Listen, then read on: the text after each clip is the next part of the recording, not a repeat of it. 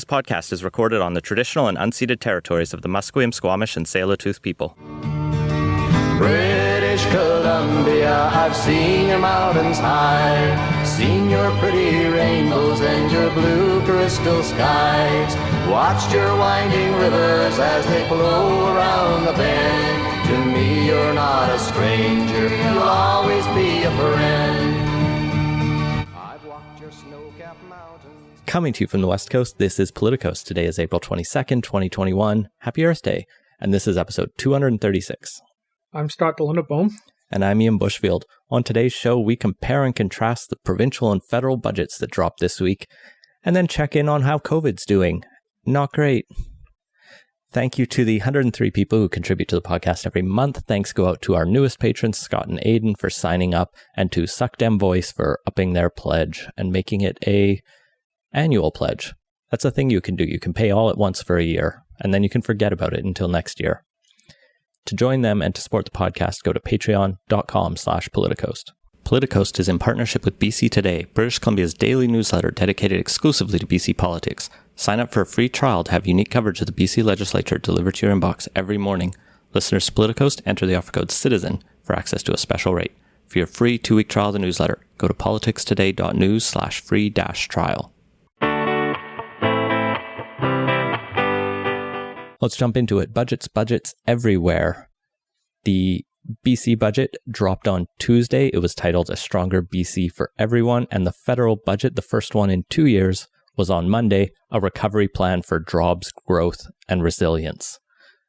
Top line takeaways. What did you like? What did you hate? There's a lot of money going out the door. That's the big thing. Not a surprise at all. It's pretty much every level of government's forecasted that they're going to be spending a lot, spending in deficit, and it's really just what's needed for the current situation. Yeah, $100 billion in new spending from the federal government, 101.4, not exactly, but a little bit more than that. Not a ton of clear new spending in the BC budget by comparison. It was largely viewed as a status quo budget. There's a lot of 20 million here, 7 million there, little things. But yeah, in terms of big promises, it was mostly just incrementing along the things they've already talked about. It is a little bit rude to compare them because of the 2 orders of magnitude difference in fiscal capacity. Like the BC deficit is up to $8.1 billion, which is actually slightly down from previous predictions of 13.6, fueled largely by the housing market and some better revenues. Yeah, also BC figured out how to walk and chew gum at the same time and managed to put out budgets on a regular schedule, unlike the feds, who are playing catch up for not having one in 2 years or so? They just skipped 2019. You mean 2020? So, because they had the early 2019 budget, then there was the election, then they just didn't bother for the first part of COVID. We got, a fall economic statement, and that was about it for now. But now we have a good picture of what the deficit is in Canada. For the past year, it was $354 billion, so quite a bit more than the provincial one, but we have to remember the feds took on the lion's share of the wage subsidies and the CERB and those kind of benefits, which cost a lot of money. As those wind down, even next year, the deficit will be cut in half to just $154.7 billion. Well, they spent something like 25% of GDP on supports for this. So yeah, it was going to be just an absolutely massive number. And I remember when $350 billion was just the entire budget itself, deficits and all. That said, the Liberals are fairly optimistic that they can get the deficit down to a mere $30 billion by 2025, which represents just 1% of GDP. Yeah, and at that point, it's pretty much not really a concern. Just in theory, the economy will be growing by at least that much, and definitely more in real terms, and more than that in nominal terms, which is what matters in this case. And I think in both of these cases, we do need to reiterate, and we've said it many times on this podcast, that right now interest rates are so incredibly low that not spending is that you have to spend, right? It's not that you have to take the money out, but to make sure this economy keeps going, to make sure people are supported and employed and surviving, it's cheap to just throw money out the door. Do it smartly, and I think there's a lot of good things in both of these, but we don't need to cry sky is falling over these deficit numbers right now. They're very manageable. Yeah, and the $350 billion, that's a huge deficit, but it really is just going to be a couple of years in that, 1 year in that range and then another one at half that. Yeah, we're paying a bunch of interest for a while, but it's just not that big a deal, all things considered, if it's a one-time or two-time thing. Well, let's get into where all of that money is going to. Obviously, the first thing everyone is thinking about is how do we keep people, supported through COVID. In the provincial budget, there's $3.25 billion targeted to pandemic/recovery contingencies. This includes $900 million for COVID-19 health spending, things like vaccine rollout and the logistics around that. $1 billion just over to support people and businesses. This includes continuing the $1,000 or $500 checks to everyone, almost everyone, until most people have applied by, I think they have till the end of June. $200 million for preparing for an economic recovery, and then just over $1 billion for unexpected expenditures, just a slush fund, which I get having some contingency is good, but that's pretty big. You want a good contingency, especially in these times where you just don't know where things are going. Even so, 1.1 billion, that's less than 2% of the budget. That's when you think about it in terms of just all the uncertainty, that's not a huge amount.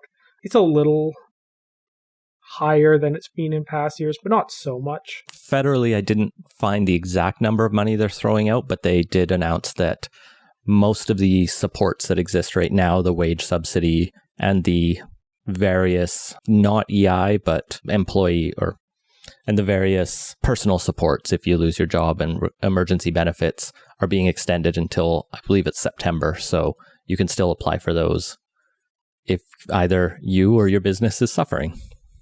One thing I did notice on the BC side is they're counting having restaurants and hospitality services being able to purchase their alcohol at wholesale prices, which, technically does have a budget impact because it's less revenue for the government monopoly on this one, but it really seems a little disingenuous or definitely spin heavy to call not gouging the hospitality industry a support. I guess that line item has to go somewhere in your budget. Yeah, it's expected to reduce revenues by about 70 million, I think it was the number I saw. So there's absolutely a budget impact. I think calling it a support stretches the definition of support a bit. Well, into the next big category, the biggest headline thing in the federal budget for sure was the $30 billion over 5 years that they're going to be putting towards creating a national childcare program, something the Liberals have been talking about for 20, 30 years now, but it's finally coming. And shockingly, I think to many, at least to me, is it's not just like another few $100 million to study it or start investing in it. This is we are going to have $10 a day childcare in every province that works with us by 2025, which is hella ambitious.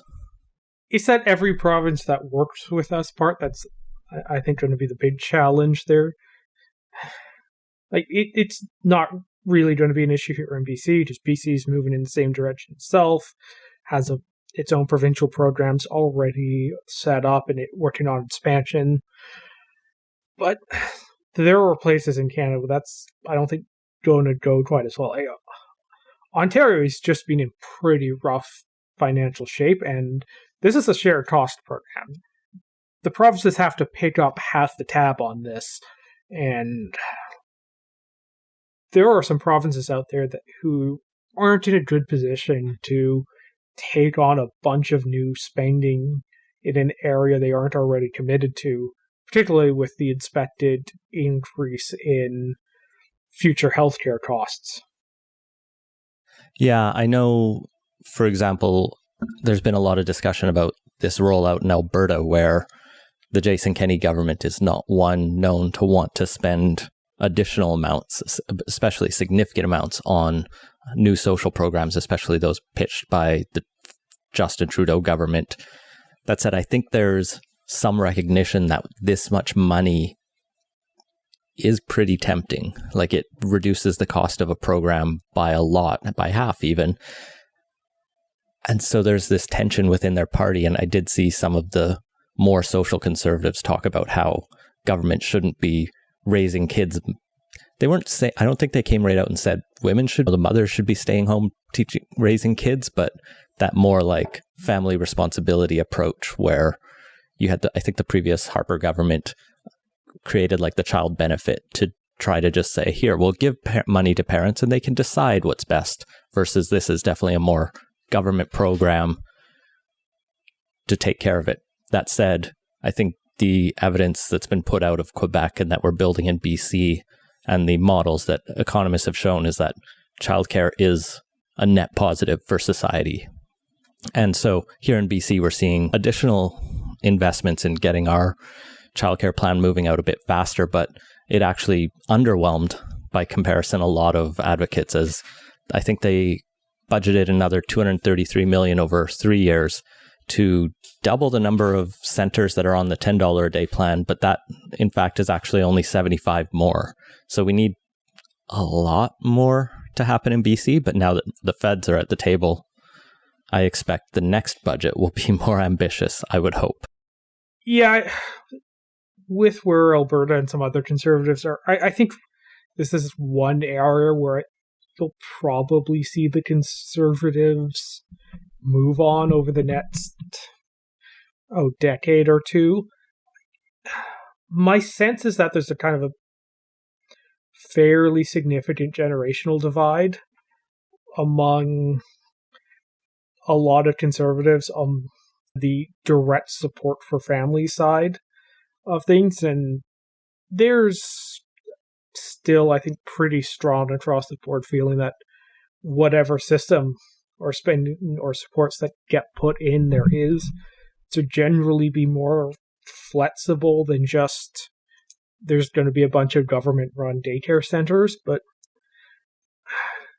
with childcare, housing, and a few other things, I think as the millennial generation and the conservatism on there become an increasingly large part of the conservatives, just for natural generational replacement reasons, you're probably going to see the more kind of libertarian aspects, particularly when it comes to direct family supports, I think fade away a bit. So it'll be interesting to watch how that evolves, but your Jason Kennys and Doug Fords are definitely not on that cohort, so they're going to be pretty reluctant. On the other side of the aisle, at the federal NDP, I had to look up their 2019 promise because they talked about childcare in that, and their promise was actually to only do $10 billion over 4 years to get $10 a day by 2030. So the Liberals just tripled the promise that the NDP made just 2 years ago and are more, ambitious about it.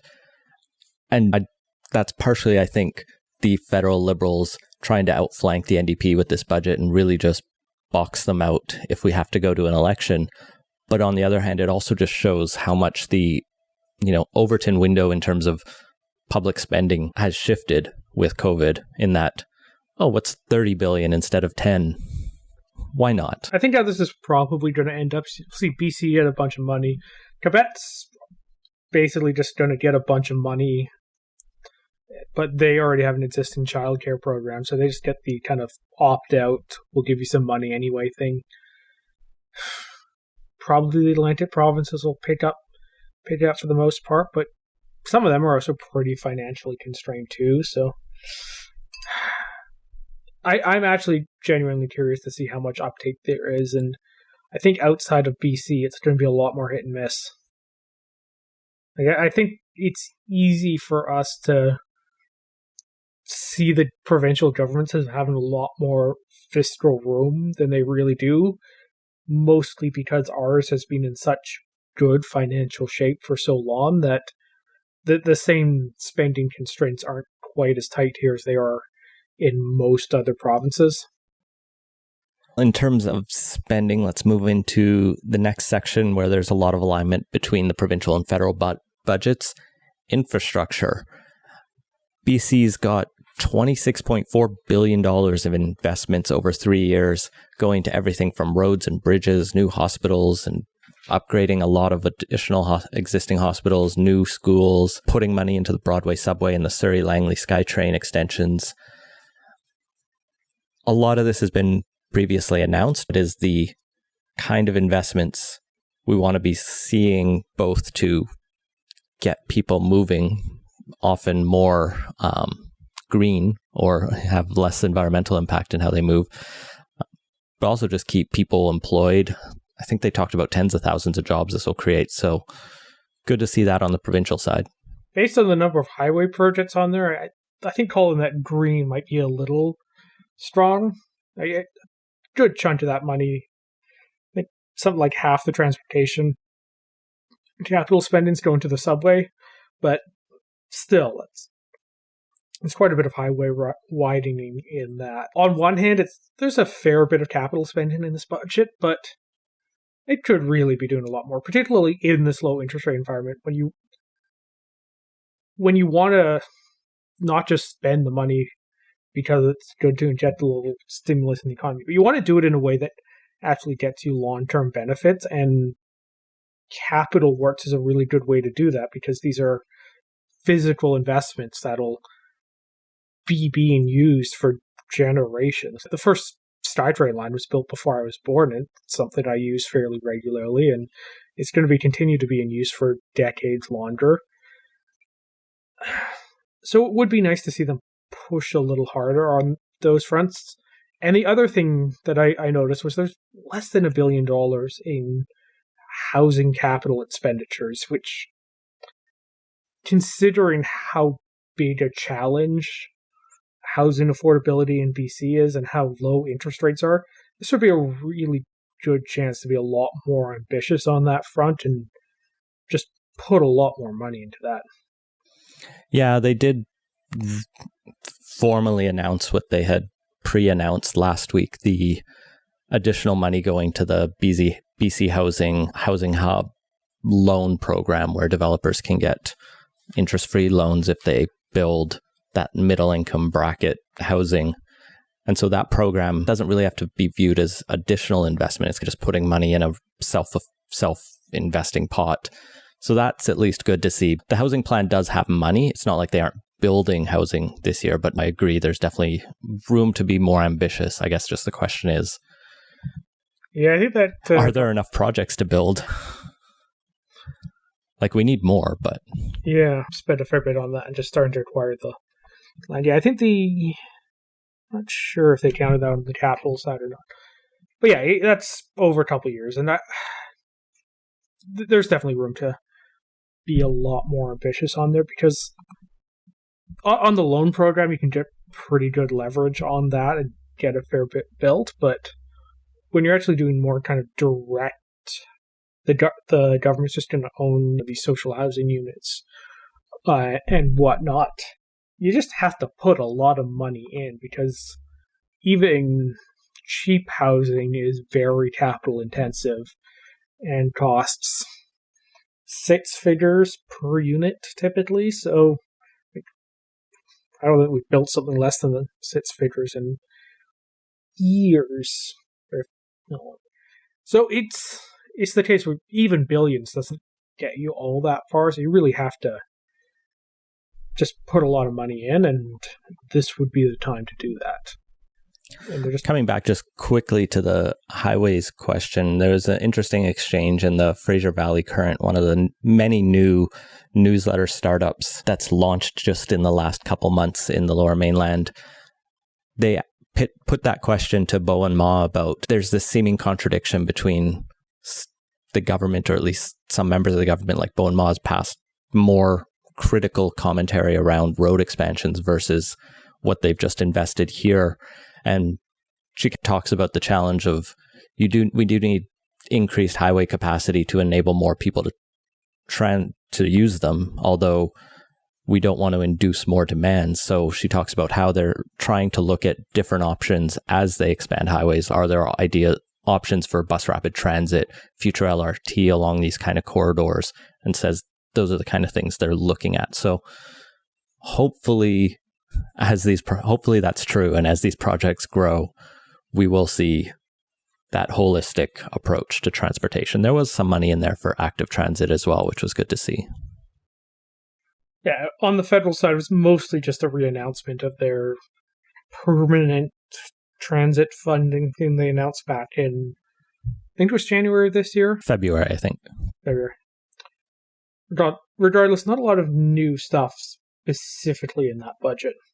Yeah, there was a big pot of money going to First Nations infrastructure, $6 billion, and that'll do a lot to really help finally end the boil water advisories that the government has been pledging to finish off for a while. They have been making progress on it, but it is an entrenched issue. There's a $1.9 billion to improve national trade corridors, so improving more roads, but also rails and shipping routes to make sure money can move around the country. And they're going to put a bit of money into continuing to study and advance steps towards a high-speed rail between Toronto and Quebec City, which will go great for the rich Liberal voters around there. Well, it is the rail corridor that makes the most sense anywhere in Canada for a high-speed rail. Calgary to Edmonton. That is not nearly as good as Toronto to Quebec City. I know. And there's been so many studies of that thing over the years. Like, at some point, the government needs to stop just looking at it and just decide to either do it or not do it. Just to be clear, some of the money is going to like rail improvements and via rail to just get a little bit closer to it. So it's not just more paper on shelves. Still, if you're going to be spending, $100 billion plus in new funding, can we at least get one high-speed rail line out of that? Well, I think that's a good place to shift into the money that is going to environmentally friendly and green change stuff to bring us to a green economy. Provincially, there's an additional $506 million for Clean BC investments. Lots of little things, like when we really broke down the Clean BC plan, it's got a couple highlights, but a lot of it is just really technical incentives here, shifting strategies there, investing in R&D over here. And it's largely a lot more of that. So some of the incentives are continuing on. I think the PST exemption for e-bikes fell under here, but that's a fairly small budget line item.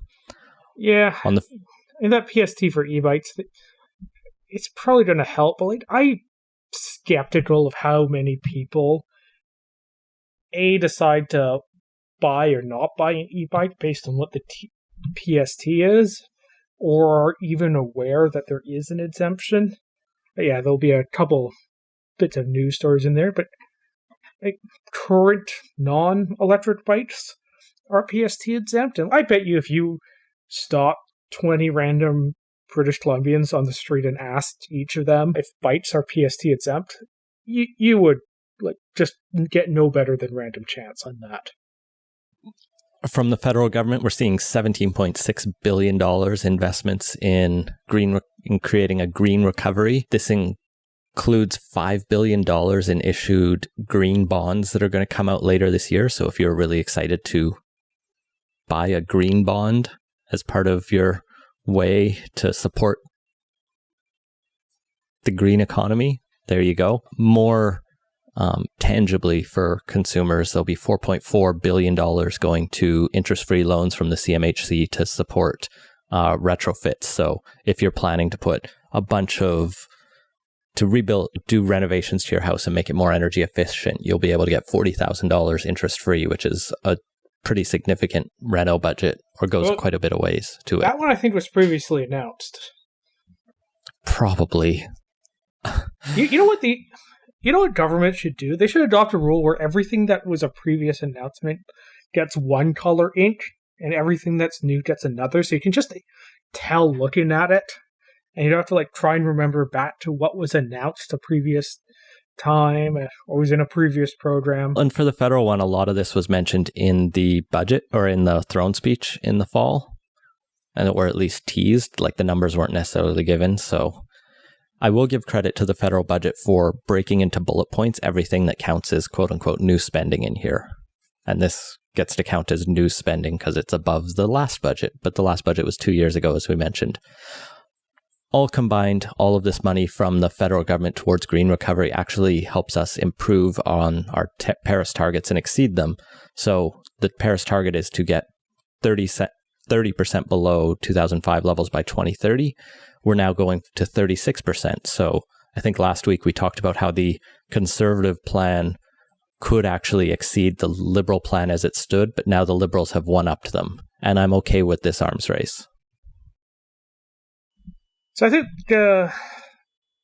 those were probably, the main really big category stuff. But there's a few other items thrown in here and there. So going through the BC one, I think the other big thing that caught a lot of attention was the $26 million that is going into providing free transit for kids 12 and under.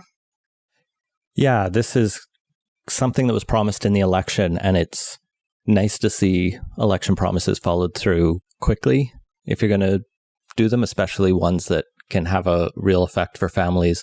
So this will kick in on September 1st, assuming all goes well, which when you have a strong majority government, your budget will go through. The question was raised in our Slack, and it gets raised publicly enough. Why not just make all transit free? And I did look up the numbers for TransLink and BC Transit to figure out what it would cost. They both combined rake in about $750 million in fare revenue each year. So the provincial government would need to find $750 million rather than $26 million. And that just assumes that making it free wouldn't also increase demand and therefore require you to put more buses on. I can stand behind free transit, but we just have to be upfront that it costs a lot of money. It's not just the fact that it costs $750 million and that they'd have to find money. It also comes down to the question of, okay, if you're going to be spending nearly $1 billion a year additional money on transit, what are you going to get for it? And it's just not clear to me that giving adults cheap transit fares or eliminating transit fares for adults is really going to be the best use of that money. Spread over a decade, that's a significant expansion in, say, the SkyTrain system that could fund a lot of additional bus hours, which would increase frequency and make the bus system more reliable. There's just a bunch of things that could fund. And it's not clear from the places that have tried free transit that it really significantly, say, displaces car use by removing the costing of riding transit. And the places that have tried have generally found that what tends to get substituted is kind of 10-15 minute walks. People will hop on a bus instead. And it, as often as not, displaces active transport rather than personal vehicle transport. So when you consider the opportunity costs, going free transit for the province, for everyone, just is not a great use of resources. I do think the kids under 12 is definitely a great compromise / starter place. I might think there's even a good argument to go up until 18 or start through university. The idea just being to help really build transit riding culture, especially in kids 12 and under. They're almost for sure not going to be riding transit by themselves. So in those situations, you're really just charging families more than individuals or couples. And kids do take up space on trains and they're noisy, but it's the relatively encouraging small the cost on this that I think makes it not a terrible idea. If we were getting more significantly higher than 26 million, I'd start to have some second thoughts just for the opportunity cost reasons mentioned before. But at 26 million isn't a big enough number that you're going to get a lot of other good transit out of it. spreading that across the entire province. In terms of other new spending here in BC, we're throwing an additional $83 million at BC Parks over 3 years to fund renovations, expansions, and improvements. The goal is to start having 100 new campsites a year starting in 2022, which will be very welcome news for everyone who has just tried to book a campsite this year and has probably found they're all full. And don't worry, yours will be canceled soon. We'll talk about that in a little bit. There's also a bunch of money for healthcare. Some of this I think is previously announced, like the almost $500 million, $585 million to train 3,000 healthcare workers. I think that was over the last year. There is new money, $45 million to address anti-Indigenous racism in healthcare. We've highlighted a couple of those stories, and there have been plenty of others, just ugly stuff over the last year. It's a good start. We'll have to keep tracks on how much improvement we managed to make in that field. And the other bit is $500 million over 3 years for new mental health spending to really just try to continue expanding coverage for people who need mental health supports. Yeah, I think that was kind of probably the other fairly significant line item was those, $500 million-ish expenditures. Healthcare is a huge expense on our budget. I don't think anyone ever remembers that. It's something like 40% of the budget and is only going to continue to increase. I think they're projecting over the course of the fiscal plan, which is 3 years, it's going to go from $22 billion to over $25 billion, which in percentage terms is fairly significant for just a couple of years. And that's the one thing that this was missing from the budget, was looking at how to try and contain healthcare costs going forward and get more from the money we spend. Because as we have an aging population, healthcare costs are only going to go up. We're going to have some lingering costs from COVID and everything, and it's generally just Canada-wide a pretty worrying part of provincial budgets is what's the next couple decades of healthcare costs going to look like. And that question was just not really addressed at all in this. One thing that's not going to cover our healthcare costs is revenue from the cannabis excise taxes. I found that line item buried in the estimates. We're expecting $40 million from cannabis sales this year, and that's going to rise by about $10 million a year to $70 million in 2023-2024. Not probably as significant as the legalization advocates pitched, but that may also be a reflection on the fact that, like, here in Burnaby, I don't have a cannabis store yet. We don't have any open. Rollout is not going great. We don't talk about that very frequently, but they let the municipalities exercise pretty wide discretion over a lot of that stuff, which particularly for places with more conservative government cultures like Burnaby, it hasn't exactly been easy to get places permitted there. And then there's just also the general fact that, like, I don't know, I'm not a cannabis user, so I have no idea how the BC cannabis system stacks up to the previous method of acquiring it, but I gather it's... Betty from Souk? Yes. I don't know how competitive they are on quality and customer service grounds, but the little bit I have heard suggests that they're not people's first choice, which may also hurt some of the revenues. The other thing I noticed in the budget here was BC government wants to spend $30 million on the BC 150 Plus, which is this year the 150th anniversary of BC joining Confederation. And specifically, these are going to go to grants addressing reconciliation and learning, diversity and inclusion, and resiliency in the next 150 years. Which are all good, but what struck me was actually what wasn't on that list. That's just like the general celebration and honoring of BC becoming part of Canada. It's a weirdly focused list for a fairly significant historical anniversary.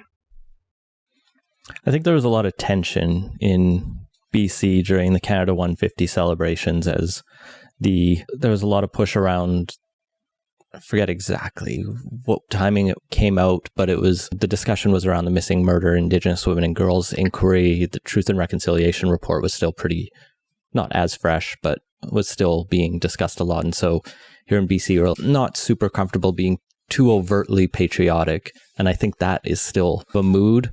And I think it's a reasonable one.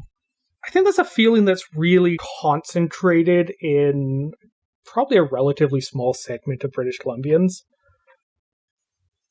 And it's the segment of British Columbians that are, I think, most likely to make up the kind of political staff and elected members of the government, which is probably why it went this way. But I think your average British Columbian probably feels a lot more patriotic than that section of the budget would necessarily reflect.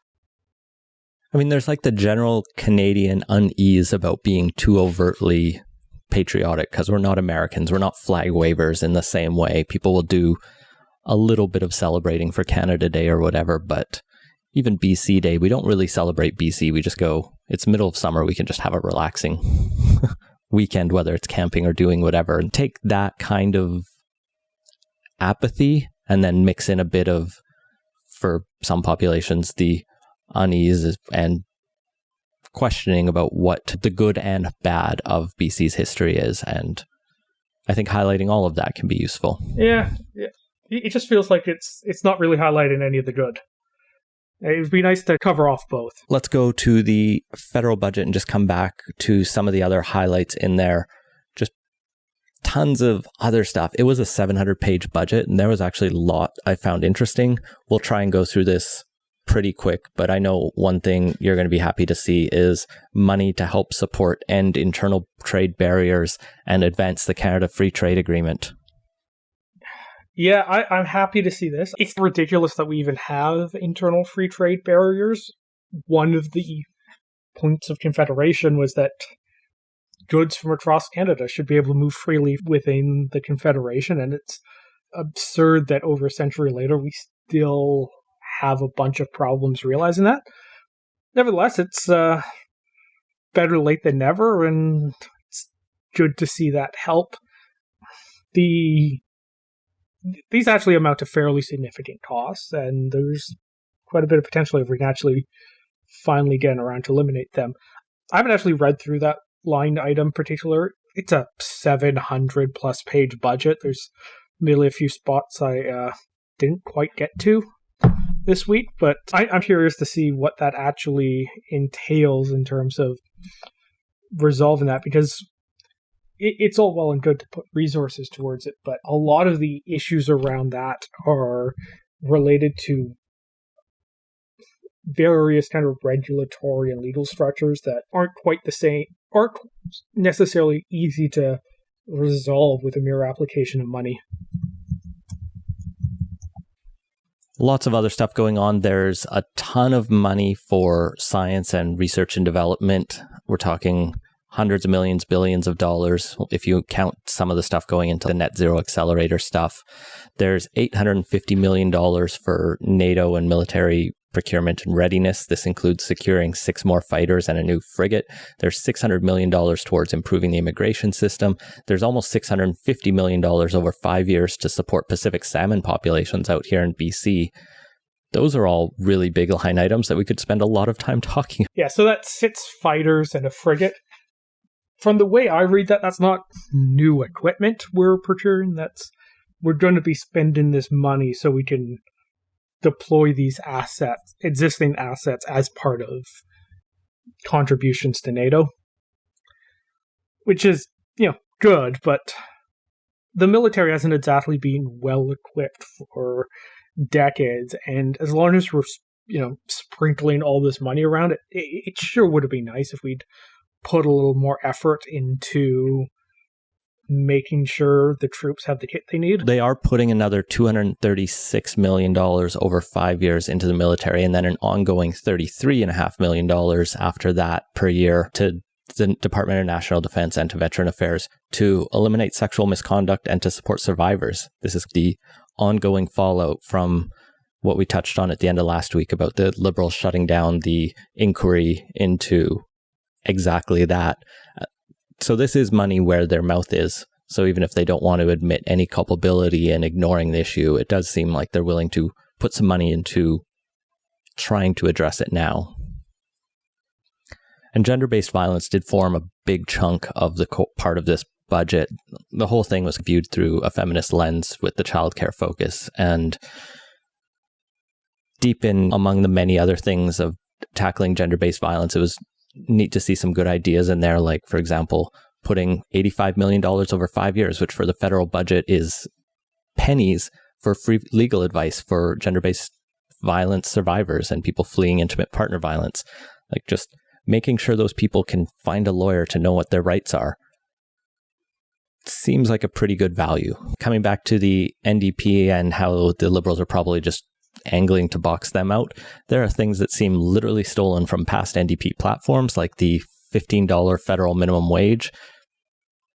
Doesn't affect a ton of workers, but is still a bar to set the federal government on par with where many provinces are heading.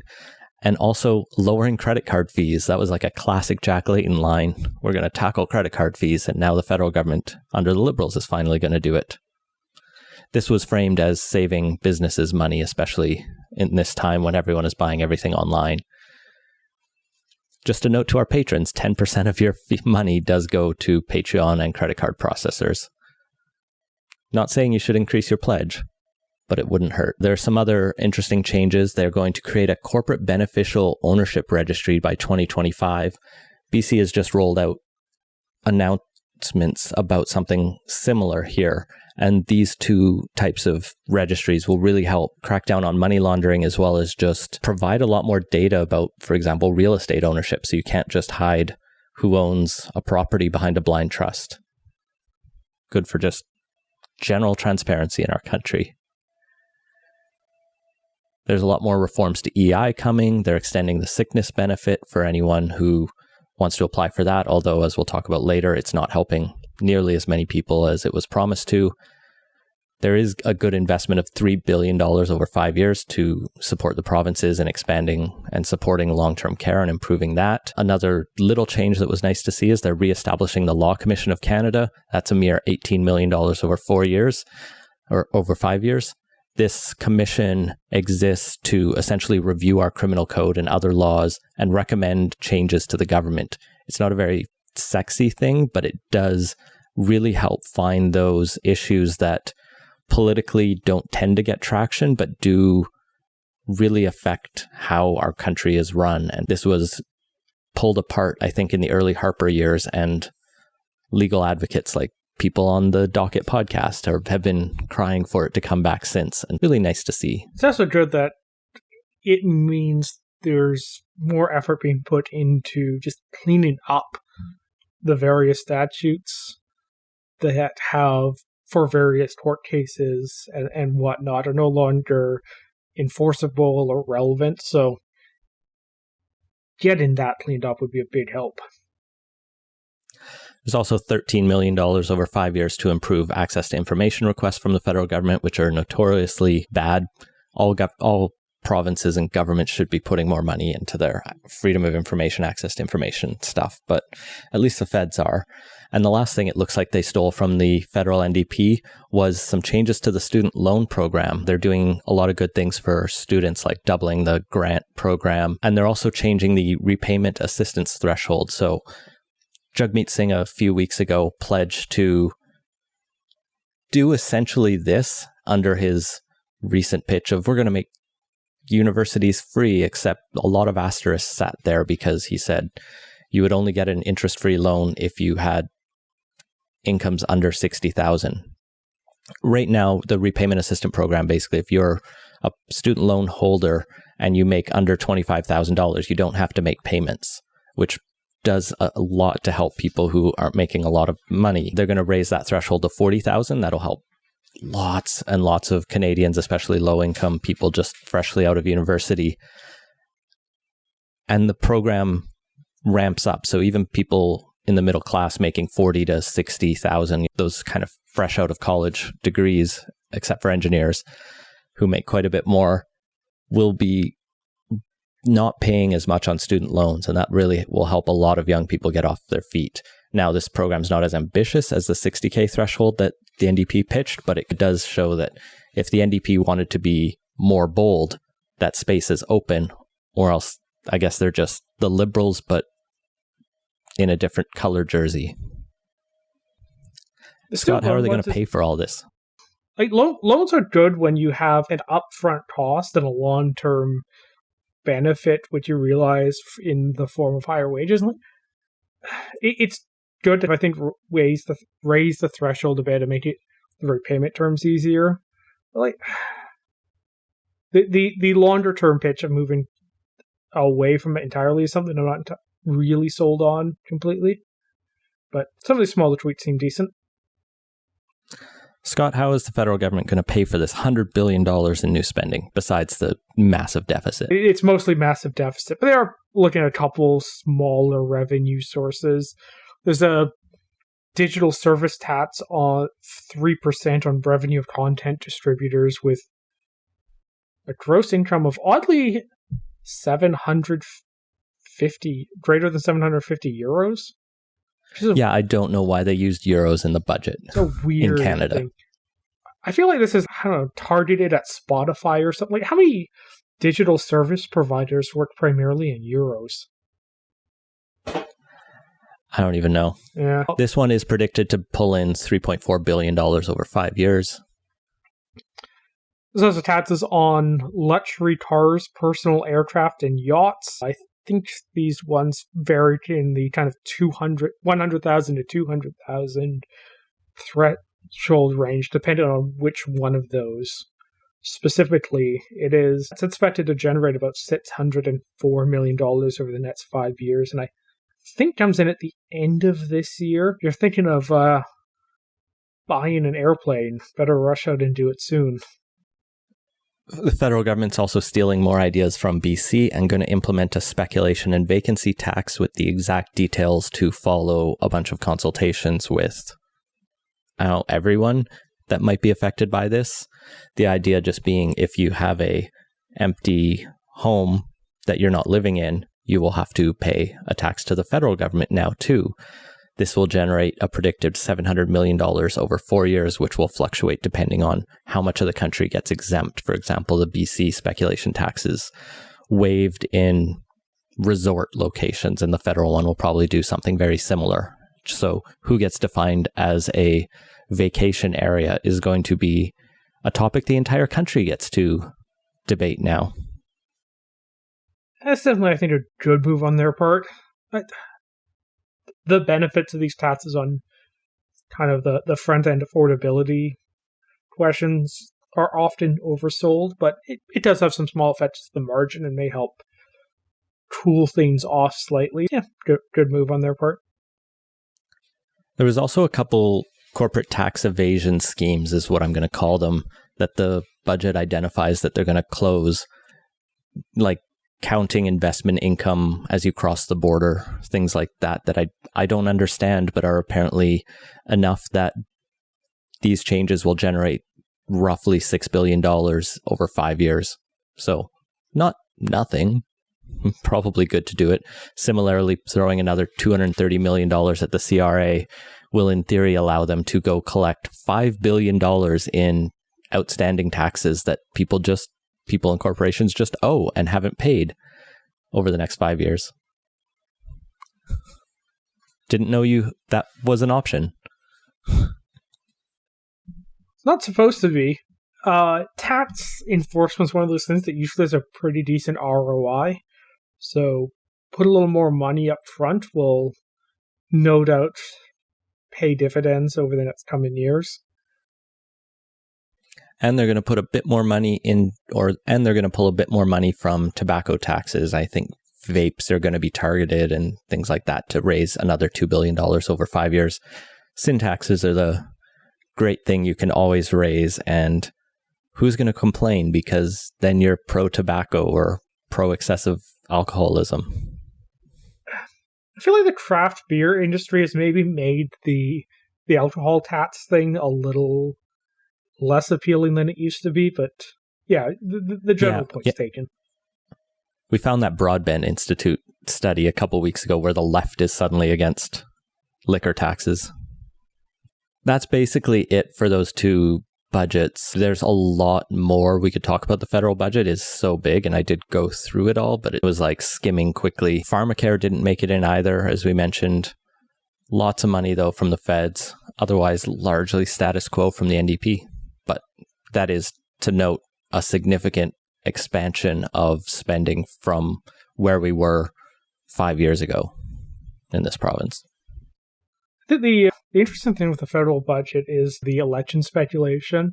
Because it was expected this was going to be the first act of a election campaign. Now, with everyone stuck in a third wave, I think that's pretty unlikely there's going to be an election coming up soon. But you should definitely see why they've structured this one the way they have, and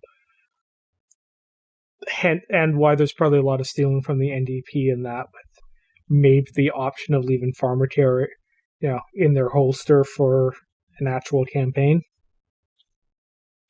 Yeah, Jagmeet Singh has already said they're not going to bring down the government, even though there are probably things they would have liked to have seen in addition to all of this. Better paid sick leave, I think, was one, probably pharmacare. But like you said, we're in a very bad situation as a country, at least most of the country. And so an election is not what anyone wants right now. Yeah, I think the Liberals' enthusiasm about that has cooled quite a bit, at least in the short term. So we're not likely to see that. But it does hint where the Liberals think that the gains are to be had, because there wasn't much stealing from the Conservatives in this one. Maybe the Victims of Communism Monument's like the only thing you could really find in relation to that.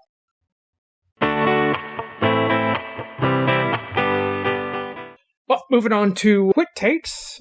First, a roundup of the COVID news. So, Monday, as the feds were unveiling the budget, BC was unveiling some new information about what's going to happen with COVID. So, they've extended the circuit breaker for another 5 weeks until the May long weekend. There's going to be travel restrictions put in. Details will be announced tomorrow morning, so by the time you're hearing this, you'll know what they are. But likely it's going to be in the form of road checks at the boundaries between health regions, which, with the exception of the Vancouver Coastal and Fraser boundary, which runs down Boundary Road and through Metro Vancouver, is for the most part either a ferry terminal or a highway through a mountain, so fairly easy to put in roadblocks and road checks there. So, not if you ask the RCMP union, but we can come back to that in a second. It's about as good terrain as you could want for trying to control travel. I don't disagree. Yeah. As well as BC Ferries is going to be prohibiting RVs. They're going to be asking people why they're traveling, and campgrounds and hotels have to cancel reservations for out-of-town guests. Yeah, the big thing is stay the fuck home, right? Don't go traveling for any reason. If you need to get out of your house, stay within the city you're in. I'm sure there'll be plenty of exemptions for essential travel and things like that, because we still have a lot of goods and services we need to move between health regions, and there are a number of people who will work cross boundaries, and so they will be permitted to. There's no intention here to stop people from going to work.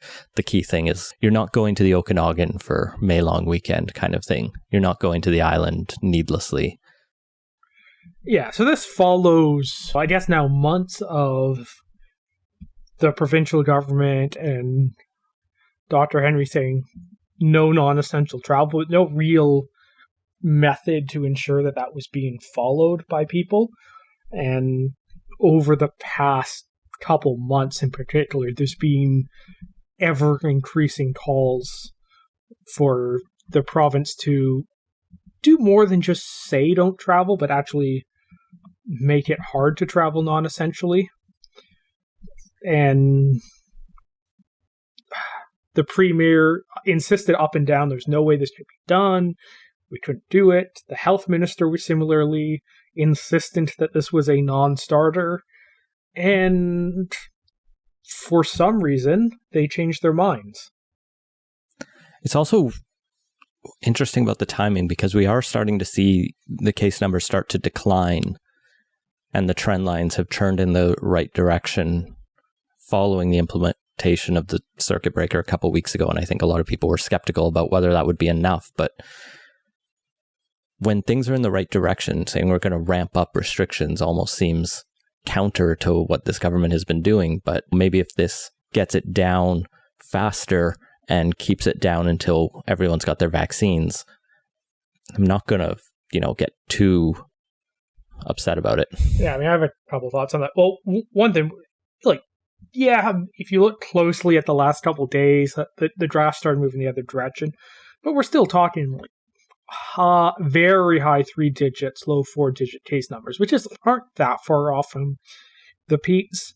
And regardless, it's not as soon as you hit an inflection point isn't the time you want to take your foot off the brakes, so to speak. It's when you had persistent drops in all of this, and it only takes a couple super spreader events or someone introducing an outbreak into a community that's hasn't been badly affected for things to turn around really quick. But yeah, like you said, they have waited a little while on this, and that's my other problem with this, is that they dragged their feet for months on doing this, insisted up and down they couldn't do it, changed their mind, and then wait almost a week before announcing actually any of the details, when it's a crisis. Every day that new measures aren't put in place are days where COVID continues to spread, where there's a risk of introduction into new communities, new clusters being formed. This isn't one of those problems where time doesn't really matter that much, where a week from now is just as good as now.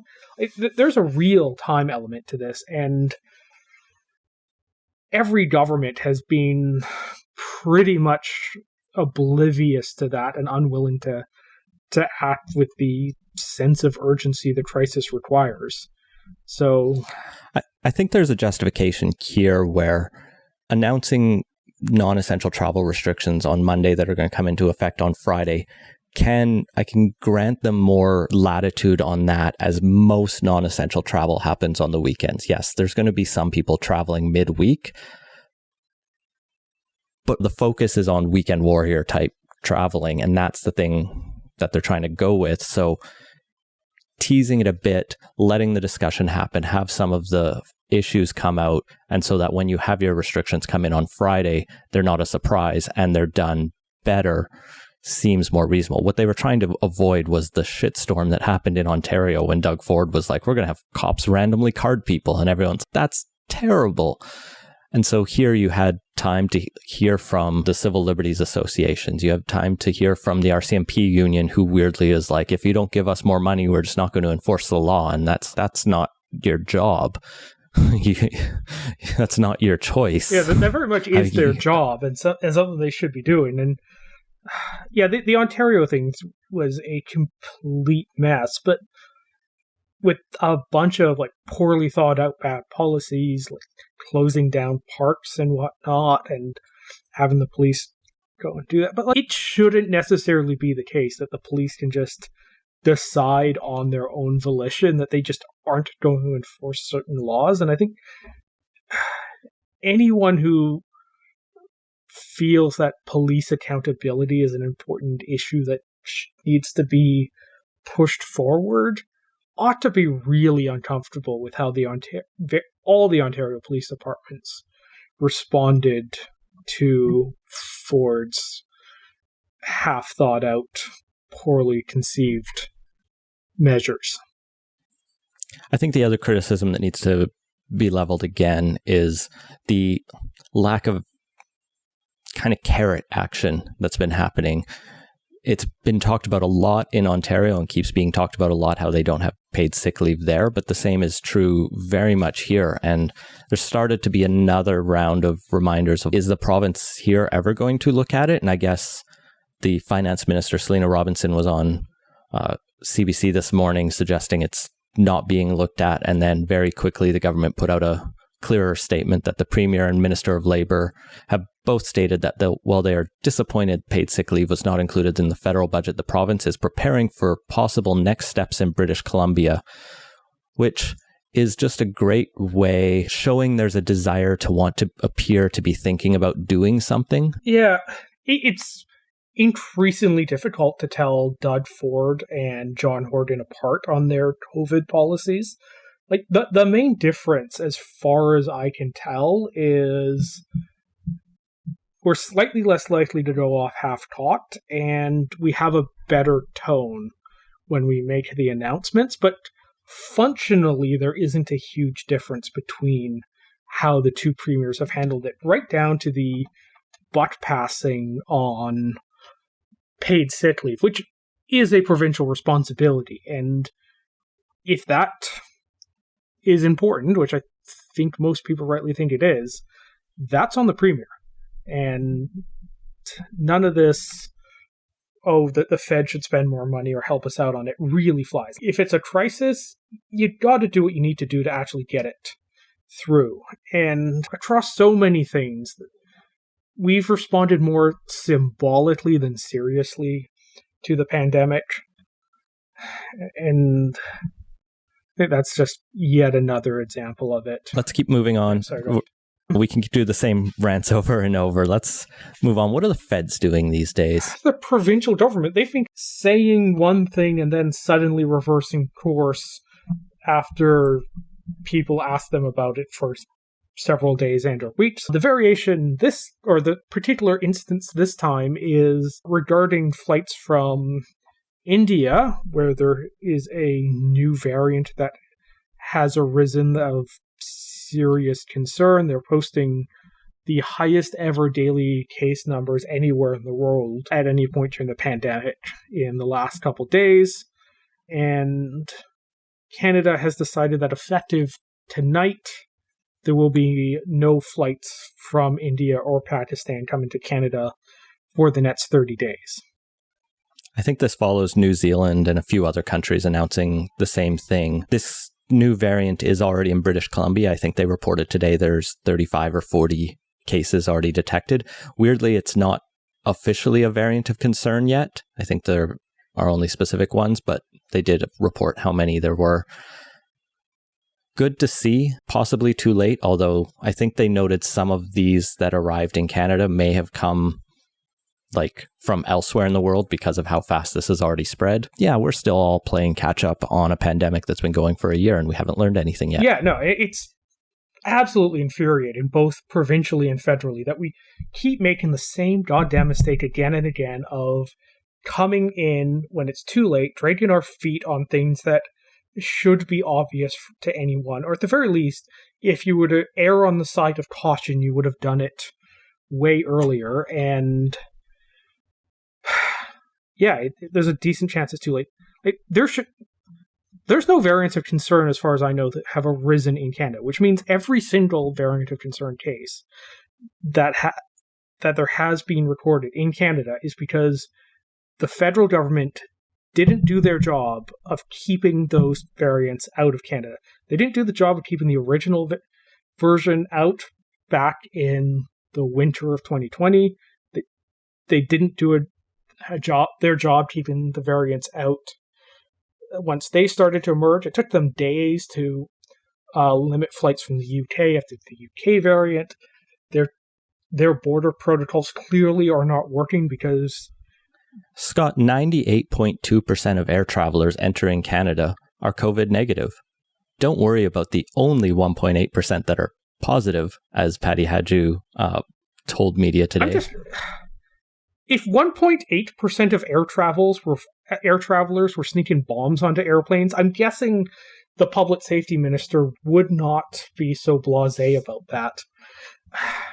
It would be fine if we knew that all of those positive cases were going to an effective hotel quarantine system after, but we know that's also not happening. So yeah, pretty much every government that isn't east of Fredericton has royally screwed this up top and bottom. And I mean, at this point, I don't think there's been there's a single elected official in this part of the country that deserves re-election. And both provincially, federally, like they should all lose their jobs over the incompetent response on this. And if there's any justice, Horgan and Trudeau will be looking for work following the next elections, because there is absolutely no reason why a competent leader of a major government shouldn't be proactive at this point in the pandemic.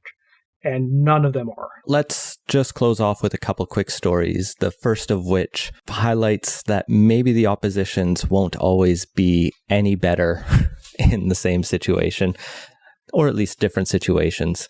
The first one comes to us care of Nechako Lakes MLA John Rustad, who had the chance to not sound like an idiot this week and didn't take it. So he said in the legislature in response to the throne speech that carbon dioxide is an essential component of life on this planet. It is not a pollution, and that sort of misinformation out there is just ridiculous. It's ridiculous to do that. It doesn't serve anybody well. CBC asked him if he wanted to take that back, and no, he said virtually any scientist will tell you carbon dioxide is an essential component of life, and you need it in the atmosphere. If something is labeled as pollution, our goal should be to get rid of it, and if we get rid of it, we essentially kill life on this planet. Referring to CO2. He said, I don't know what level is healthy. I'm not a scientist. CBC asked him if he believes climate change is real and caused by humans. And he said, I know you asked a very specific question, but at this point, I'm not prepared to answer that question. So things can be two things. Like you can have something that is both a pollutant and a necessity that is entirely dependent on how much of it there is. Water's necessary. If I drink too much water, I will die. Yeah, exactly. Water toxicity is a thing that happens when you drink too much water. People have died from that. Yet, if you don't drink water, you will also die. Credit to Shirley Bond, who did say our party has been recognized as a leader in global climate policy, and we remain fully committed to actions that are necessary to battle climate change here in British Columbia and around the world. So she didn't directly address Rustad, but she at least made it clear the BC Liberal Party is not a party of climate deniers, even if they have a potential climate denier among their midst. Yeah, Gavin Dew, running for leadership as well, made a similar statement, making it pretty clear that the party needs to recognize that climate change is serious and take action. It's one MLA. Lone MLAs occasionally say dumb things. Would be nice if they weren't saying these particular dumb things. And finally, out of Quebec, the Superior Court has released its first of what will probably be many controversial rulings over the religious symbols ban, Law 21. This was the one implemented by the Legault government that used the notwithstanding clause just all over the place to try to shield this religious symbols ban from charter scrutiny. It largely worked, although the court did find that the law violated Section 23, which is the minority language education rights, which means that people in English school boards can still wear their religious symbols if the boards choose to. As well, some of the Section 3 rights protected the ability of members of the National Assembly to wear anything they choose to. It's a really tough demonstration that if you have a government so bold as to not just use the notwithstanding clause, but to use it preemptively and expansively, you can just say, we're going to invoke the notwithstanding clause because we don't want Section 2C challenges. But they just went, no, anything the notwithstanding clause can do, we will do. Please let us be anti-Muslim in this province. Both the Quebec government has said they will appeal it, as well as I think people who want to see the law more broadly struck down have appealed it or are planning to appeal. So I'm sure we'll hear about this again as it works its way through the Quebec Court of Appeal and probably eventually Supreme Court of Canada. And that has been Playtoast. Find links to everything we talked about at playtoast.ca. Support the show and get access to our Slack channel at patreon.com/playtoast. Our intro music credit is Beautiful British Columbia by Serge Plotnikoff. Playtoast is a production of Legend Boot Media, and editing services are provided by CHLY 101.7 FM in Nanaimo. Wash your hands and stay home. Thanks for listening.